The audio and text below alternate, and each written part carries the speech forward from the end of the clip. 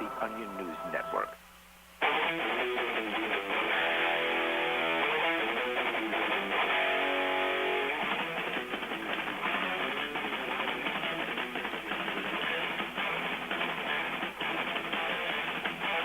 $855-453, that's the SACL toll-free call-in line here on Free Talk Live.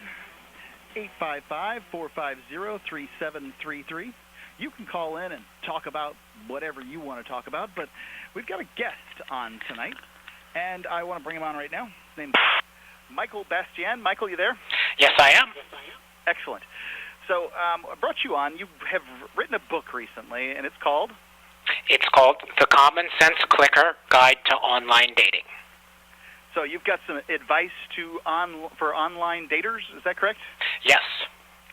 So, lay it on me. What's the advice for online daters? Well, online dating is becoming much more a part of our society than it used to be. It's now very much accepted, and isn't it like 1 in 5 people?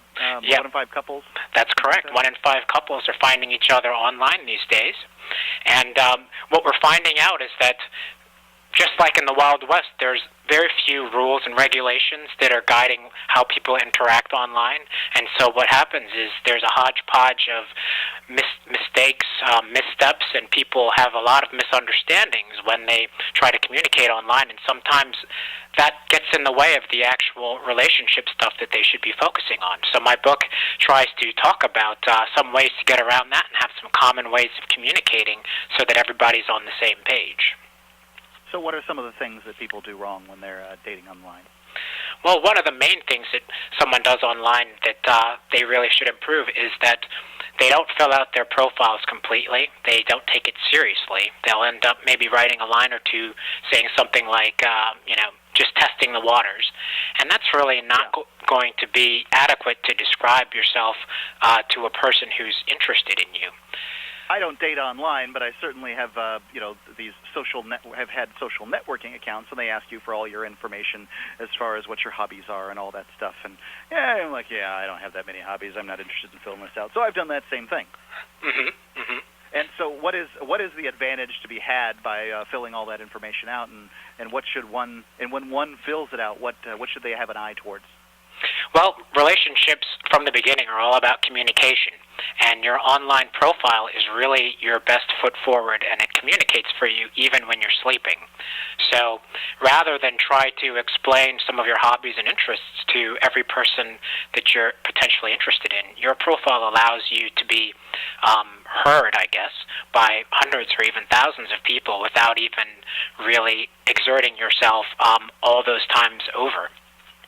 Okay, so this is Jason, by the way. And so fill it out, but what kind of information? I mean, would you recommend just people be themselves, or should they try to use humor? Well, people should be themselves. If you are good at humor, you definitely want to try and use that. Some of the main things you want to pay attention to when you're filling out your profile is to make sure you talk about what you like to do in your spare time, what you are looking for in a relationship. Your pictures are extremely important. A lot of people do pictures as sort of an afterthought. And what you really want to do is have a full body picture as well as a face shot so somebody can see what you look like. And it should be a recent photograph because there's a lot of times people put up an older photograph because they think someone's looking for the younger, thinner them. And in reality, there's different tastes for everyone. And so just because you might not look like a supermodel doesn't mean that someone won't find you extremely attractive.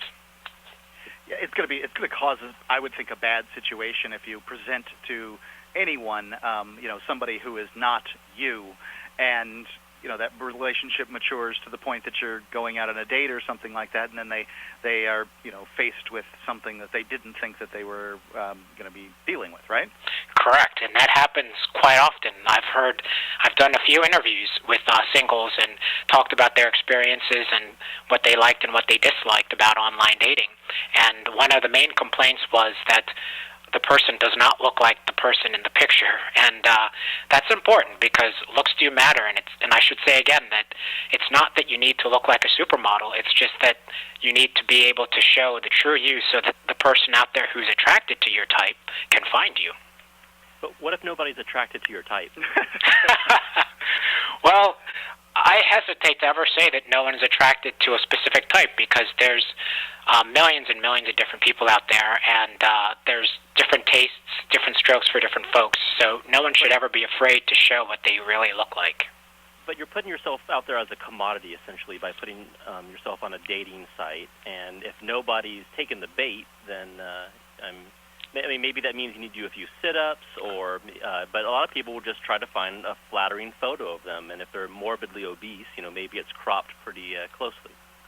That's true. And what's important to remember is that there's different tastes. People have different tastes. And if you don't feel attractive or you don't feel confident, the best thing to do is really to look inside yourself, get to know yourself before you start dating, because it's all about communication and it's all about clarity. So if you're sort of very much feeling like an underdog all the time, you need to work on self-esteem before you can actually be a good partner for somebody dating. Good advice. So I've heard that online people who are, say, larger might take pictures above them. So they'll look directly, they'll hold the camera above their head or just off to an angle from, straight up and down, and they'll look at the camera, and then it'll show their body from a top-down perspective, which I guess will make them thinner. Have you heard of this phenomenon, and would that fit into your full body picture or not? Well, I have seen that phenomenon, and in the Common Sense Clicker, I talk about the fact that it's important to really not make assumptions about what other people find attractive. They do that top-down photograph, and that's really sort of it's not an accurate representation. And the sad thing is that there's a lot of people out there who prefer curvy women. They're called BBWs. And when they take pictures of only their face, they're depriving themselves of all of the people who are attracted to their type. Indeed. I mean, it's hard to say what somebody likes and what they don't like. And you had said something about sort of, we're talking about accurate pictures here.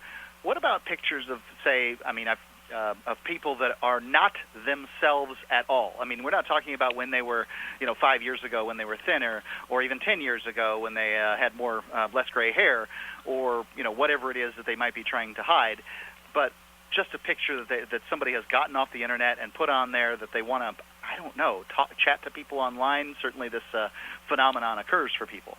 Yes, it does, and it's quite frequent. One of the things that you can do to make sure that this is not happening is, one, make sure that they have multiple pictures of the same person. But oftentimes, that'll happen to men, meaning that you'll see a picture of a scantily clad woman who looks gorgeous, and she sends you an email and asks for your phone number, your contact information. And what that is, it's basically spam sites that are meant to get your personal information and solicit you for money. Yeah, they're phishing, essentially. Yes. So, a woman in her underwear will ask you for money is essentially the scam there? Exactly, because they know that men will fall for it very often. And so you're saying do not send them money? No, I would advise against that. Okay. All right. So are most of the people that, so if you go on a dating site and, for instance, you find some person there who's on, should you try to check and make sure that they are they are the person in the pictures? Is there some way to do this? I'm just wondering. I know that the internet's full of fakers. I'm not exactly sure why they do what they do. Maybe they're bored. You got me. Right. Well, some of them are bored. Some of them are, like we said, they're trying to get money, and others have very low self-esteem, so they don't want to actually show themselves. So the best thing to do is to carry on an email correspondence with them. Oftentimes, the fakers will sort of bow out after a few emails without getting your personal information. And if the conversation proceeds, you can ask them to upload a new picture or ask to exchange pictures via your email address, and that's a good way to really check and see that the person is who they say they are. Michael, if you will hold for just a second, I want to talk to you some more. Jason, I've noticed that there's a lot of, when I'm online, I'll notice a lot of pictures of very attractive women who live in my town and want to meet me. And I want to ask Michael about that. 855-450-FREE. If you've got any questions about online dating, we'll be talking to Michael Bastien here in the next segment. Let's go back to Michael.